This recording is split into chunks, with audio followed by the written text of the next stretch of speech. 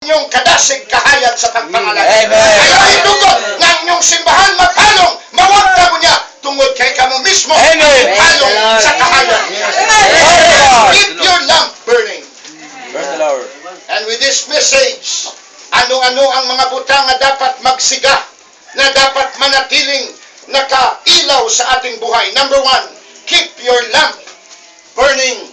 Number 1, keep your salvation burning. Ipadayon ang inyong kaluwasan nga nagasiga, aron daghan pang makakita na makaingon sila, bitaw, lahi na gyud ng mga Anabaptist, makita mo ang kausaban sila. Tungod galuwas. Daghan ang nagasimba karon nga halos wala kasabot kung luwas sila o dili. Pangutan-on mo, sigurado ka na ba muingon basin? Dili pamasin ang kaluwasan sa Bible mo.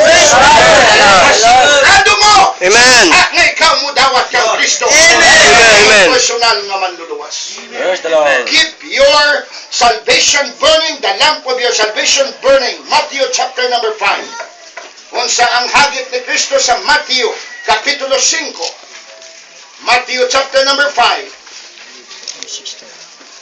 Verse number 16, matod pa niya dinhi, let your light so shine before men, that they may see your good works and glorify your Father which is in heaven. Amen. Amen. Unsa nga light ang ginapasabot diha, tinuod ba nga lampara nga muhimo taog lampara ang dinsindihan nato at matagag magprosesyon ta dinhi, dili literal nga suga ang ginapakita diha. Ang ginapasabot dinhi ni ani nga bersikulo, your lamp of salvation. Amen. Wala nang pinaka-best nga lampara nga pwede nato iiwag, pwede nato ihatag nga kahayag, mahimo tanggiya sa mga tao nga wala pa nakadawat kang Kristo, kundi ang atong kahayag bilang mga luwas. Amen. Therefore I say this morning, keep the lamp of your salvation burning. Amen? Amen. Keep the lamp of your salvation burning. Kay sa oras nga silent ka ganit ta, daghan mga Kristohanon nga kuno nagdawat pero wala man lang kahayag nga makita mo silang kinabuhi, mahimo ka unya kapandulan igsoon. Imbes nga imo madala ang tao ngadto sa langit tungod kay wala kang kahayag na hatod mo hinuon, na tudlo mo noon sila ngadto sa kamatayon sa impyerno. Amen. Duwa ka butang ang pwede nato mahimo bilang mga luwas. We can point people to heaven, or sa atong dili pagiging bukal, dili ta nagsulti ng atong kaluwasan, kay silent ta pwede nato itudlo ang tao paadtong impyerno. Amen? Amen. At maunang pinakadelikado nga butang nga mahimo ka unyang kapandulan tungod kay ang atong kaluwasan wala nagasiga, wala nagailaw sa mga tao palibot nato, aron makita nila ang kahayag nga na we must keep our salvation burning, aron ang uban nga mga tao nga wala pa nakaila akay nato, madani nato, at sila makadawat pud kay Kristo Jesus. Amen. Pasabdi nang dili pa sila pag mag-membro sa atong simbahan. Ang importante nga madala nato sila sa Ginoo. Kay later on, pag tinuod ng alwas, mangita nagtama nga simbahan. Amen. And they will consider our church. Minsan, inuuna natin, simba ka, dito ka, pamimbro ka, kay mauni, andi nagpamimbro, pero wala nato nasangyawan sa kaluwasan, member siya, pero dili luwas.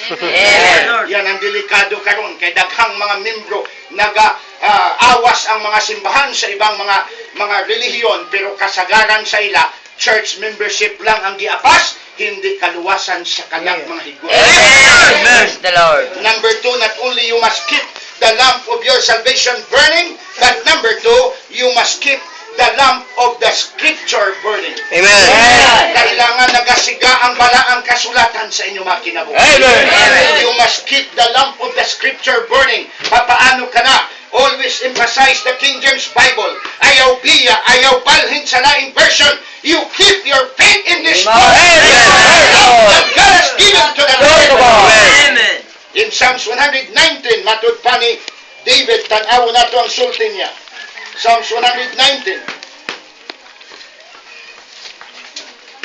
Sundan ninyo ako sa verse number 105. Ingon ni David, thy word is a lamp. Amen. Amen? Amen. Thy word is a lamp unto my feet and a light unto my path. Amen. You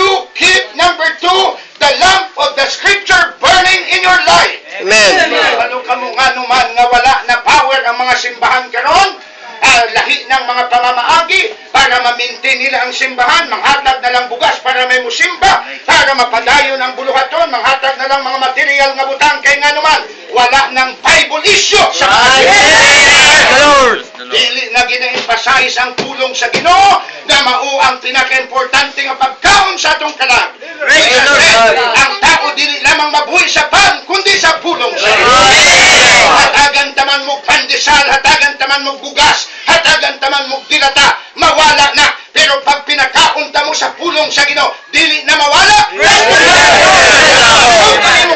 Amen. Ayaw hatagin pagtagad tanan halos hala puro na lang ta tatlo ka kaon sa adlaw pamahaw paniudto panyapon may naapatang in between merienda kay gusto nato permi healthy ang atong lawas pero pag abot sa spiritual mga niwang kita kay nganuman walang kaon-kaon sa pulong. Amen. You must be thankful you have a man here, the pastor, na siging pagkaon sa inyo sa pulong sa Ginoo. Amen. Ayaw Amen. kalimti importante ang pagkaon sa kalag nato mga igsoon. Amen. Keep the lamp of the scripture burning. Amen. Amen. Ayaw maulaw pagsulti nga King James kamo. Amen. Amen. Sabdi na sila kung unsang ilay isulti basta ang importante ato ginataas ang pulong sa Ginoo kay ang Dios That's ang right. magmaya. That's right. Amen. Ang pulong sa Ginoo. Mismo nga ni ang Ginoo sa Psalms 138 ginamagnify niya ang iyang pulong labaw sa iyang mga ngalan. Amen. Psalms 138 tanawa kuno na siya. May ingon ang uban sugka naman na sila, puro na lang King James ang magdungog silang baba. Puro na lang Bible diha ang madungog mo. Itanawa ang Ginoo nga mas labaw pa niyang hatagan pagtagad ang pulong sa Dios. Ang pulong niya abab sa iyang ngalan. Look at verse number 2. Psalms 138 verse 2. I will worship toward thy holy temple and praise thy name for thy loving kindness and for thy truth. Ako ay magasimba kanimo toward sa balahan mga templo at daygon ka ang imong ngalan tungod sa imong binanggaon ug sa imong kamatuoran. Ang last sabi ni David, for thou hast magnified thy word above all thy name. Mas labaw mo nga pinataas ang imong pulong labaw sa imong ngalan. Praise the Lord.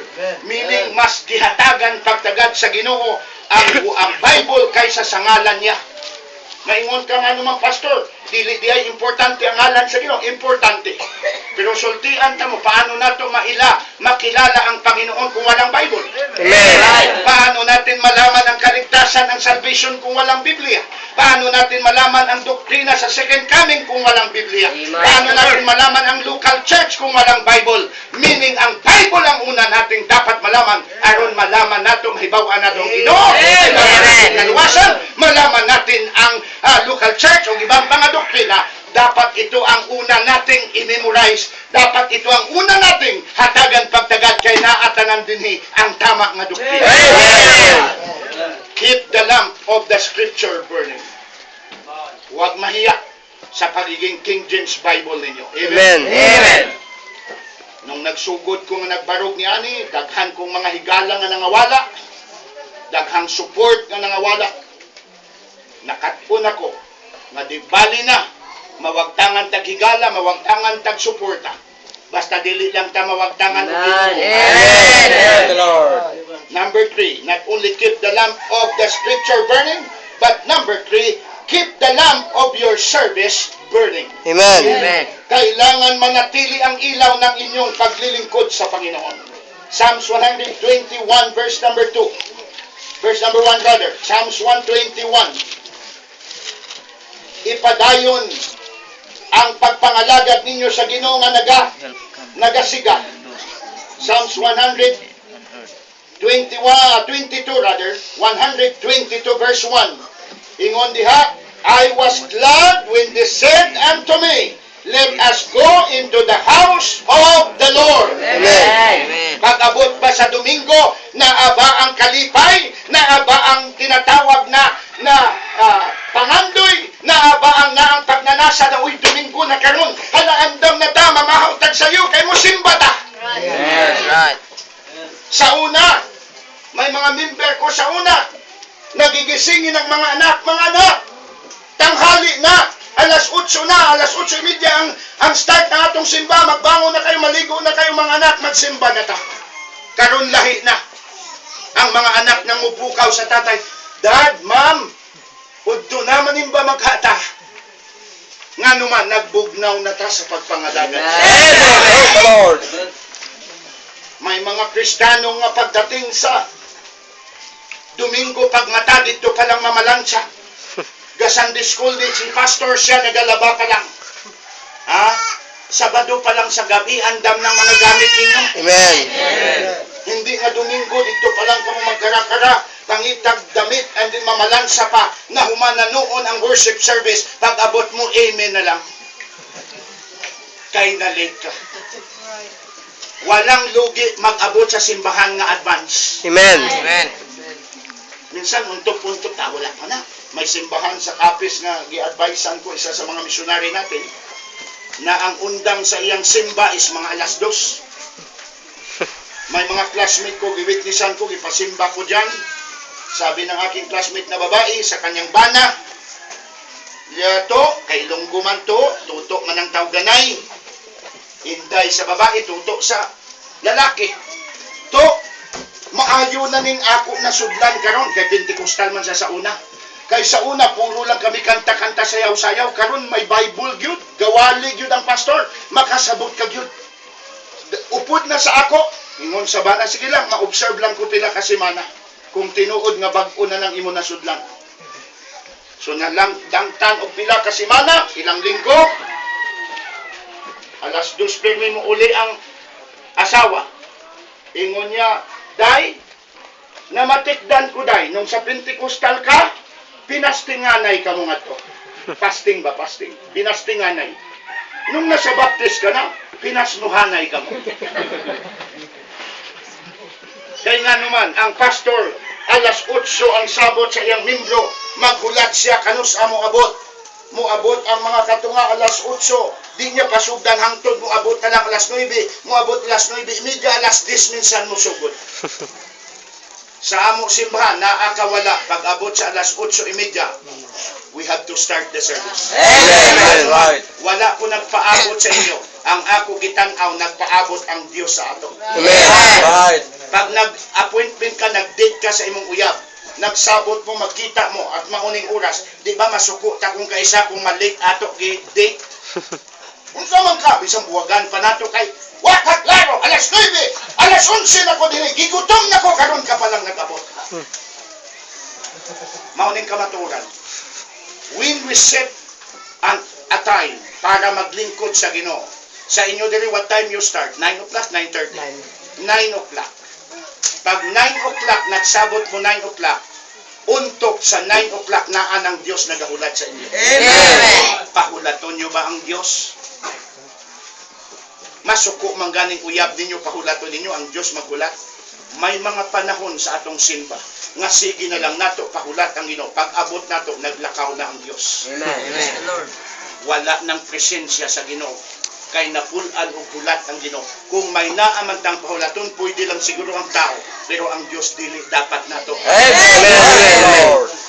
We must be on time with God.